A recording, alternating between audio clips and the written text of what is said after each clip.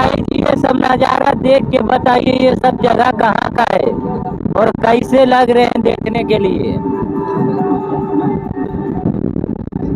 नज़ारा आप लोगों को शहर में ये सब नज़ारा आप लोग को नहीं मिलेगा देखने के लिए। ये सब जगह पर घूमने में बहुत इंजॉय आता है, देख रहे हैं पूरा मस्ती लगता है ये सब जगह में घूमने के लिए।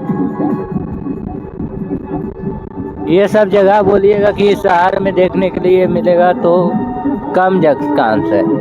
इधर देखिए पूरा पलस का पेड़ है, देख रहे हैं ना। कमेंट करके बताइए जो बिल्डिंग है कहाँ का है,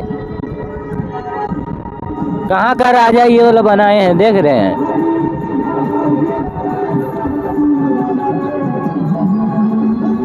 पूरा एकदम बेहतर लग रहा है देखने में।